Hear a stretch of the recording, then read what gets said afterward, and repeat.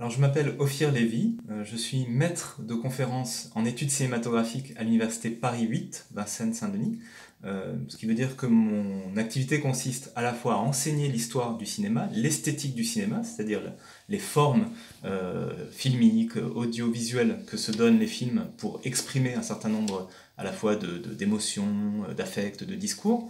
et d'un autre côté, en tant que maître de conférence, c'est d'être aussi un chercheur, c'est-à-dire de publier, de mener des recherches sur des sujets bien précis. Et il se trouve que mes domaines de spécialité en termes de recherche portent à la fois sur la mémoire, la question de la mémoire par exemple de la déportation et du génocide des Juifs durant la Seconde Guerre mondiale dans le cinéma. Donc ça peut à la fois traiter des thèmes de la mémoire dans les films d'aujourd'hui, ou aussi, et ça a été l'objet de mes recherches au préalable, comment cette mémoire est devenue envahissante, vampirique, au point qu'elle s'empare de films qui n'ont pas forcément de rapport avec la Seconde Guerre mondiale.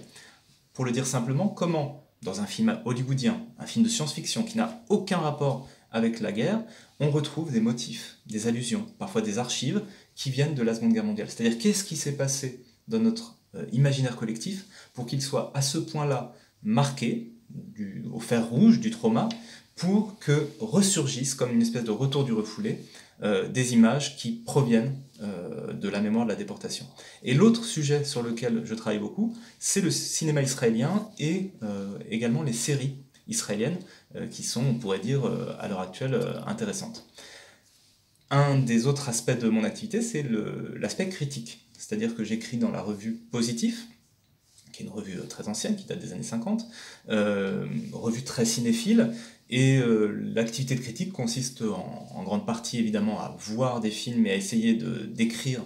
pour restituer le mieux possible quels sont les enjeux du film, comment le film s'inscrit dans une histoire, à la fois celle de son réalisateur, comment le film trouve sa place dans la filmographie du cinéaste, comment il trouve sa place dans une filmographie par exemple nationale, dans une cinématographie nationale, qu'est-ce qu'un film, pour prendre l'exemple que je donnais tout à l'heure, israélien, nous dit par rapport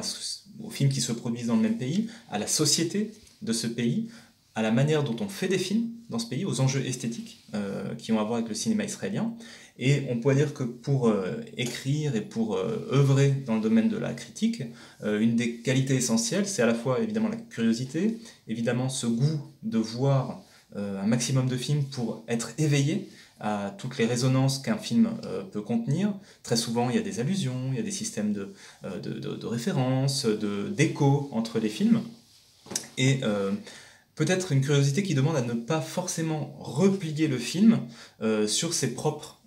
obsessions, sur ses propres, on pourrait dire,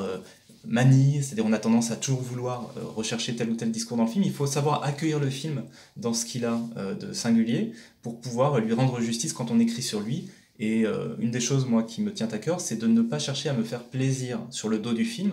Très souvent, on a des critiques assassines. Il me semble que voilà, le critique occupe alors une position qui est évidemment une position facile, celle de celui qui juge du bon goût ou non de tel ou tel film. Il me semble que l'intérêt, c'est quand même d'essayer non pas de se plier au travail du cinéaste, mais d'essayer quand même de rendre hommage à ce travail qui a été fait, tout en étant le plus juste possible par rapport au discours, et parfois en pointant les limites du film, mais surtout en essayant de comprendre le projet qui a été celui du réalisateur.